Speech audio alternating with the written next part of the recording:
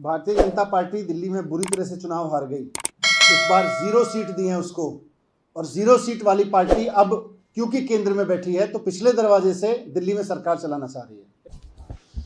Central government parliament में एक बहुत ही अलोकतांत्रिक और असंवैधानिक बिल दिल्ली के संबंध में लेके आई है।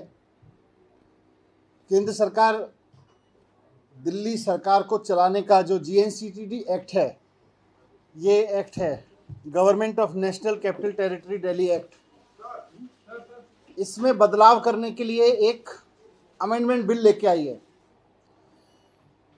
ये जो बिल है, ये जो अमेंडमेंट लेके आ रही है केंद्र सरकार, भारतीय जनता पार्टी की सरकार,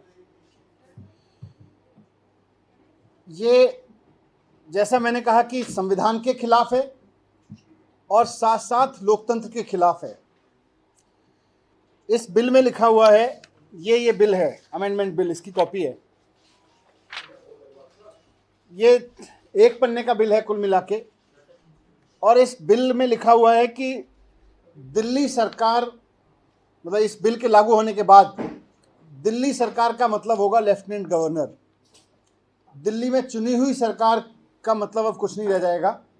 दिल्ली में सरकार का केवल एक मतलब होगा, लेफ्टिनेंट गवर्नर। ये बहुत ही खतरनाक अमेंडमेंट है, लोकतांत्रिक हिसाब से देखें और संविधान के हिसाब से देखें, दोनों तरफ से। और दूसरा, इसमें लिखा हुआ है कि जो चुनी हुई सरकार है, मंत्रिमंडल है, वो जो भी फैसले लेगा उसकी फाइल अब LG के पास भेजनी पड़ेगी, हर एक फाइल।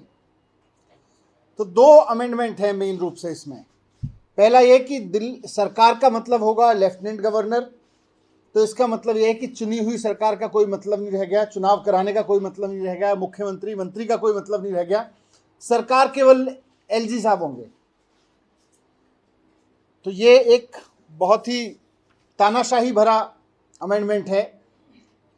और दूसरा, जैसा मैंने कहा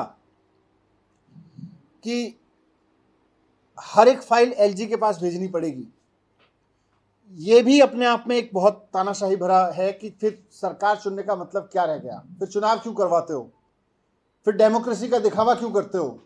अगर चुनी हुई सरकार, चुने हुए मंत्रियों, चुने हुए मुख्यमंत्री के पास में कोई डिसीजन लेने की पावर ही नहीं है, और अगर सरकार का मतलब हो गया लेफ्टिनेंट गवर्नर, तो फिर ये मंत्री मुख्यमंत्री बनाते क्यों, ये विधानसभा बनाते क्यों, चुनाव कराते क्यों, ये लोकतंत्र होने का, लोकतांत्रिक होने का ढोंग क्यों करते हो।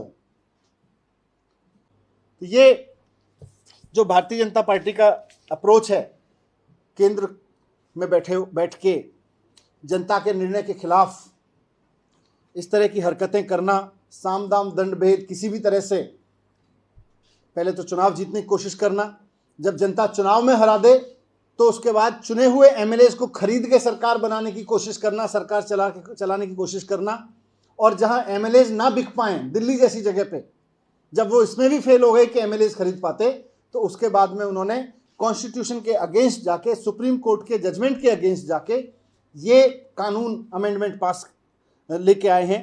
और इसमें कुल मिला के चुनी हुई सरकार की जगह भारतीय जनता पार्टी पिछले दरवाजे से अपनी सरकार बनाने की कोशिश कर रही है। ये सवाल सिर्फ आम आदमी पार्टी और भारतीय जनता पार्टी का नहीं है, ये इस देश के संविधान के ऊपर बहुत खतरा है कि केंद्र में बैठी हुई सरकार क्या कोई भी कानून पास करके जनता द्वारा चुनी गई सरकार को साइड करके गवर्नर और लेफ्टिनेंट गवर्नर के जरिए सरकार चलाने का नया तरीका खोज के लाई है, वो भी तब जबकि उसके खरीदने पे उसको MLAs नहीं मिल रहे, या जनता ने उसको 0 पे कर दिया। तो ये बहुत गलत चीज़ कर रहे हैं, मैं आपके सामने रखना चाह रहा था, अनकॉन्स्टिट्यूशनल इलीगल चीज़ कर रहे हैं।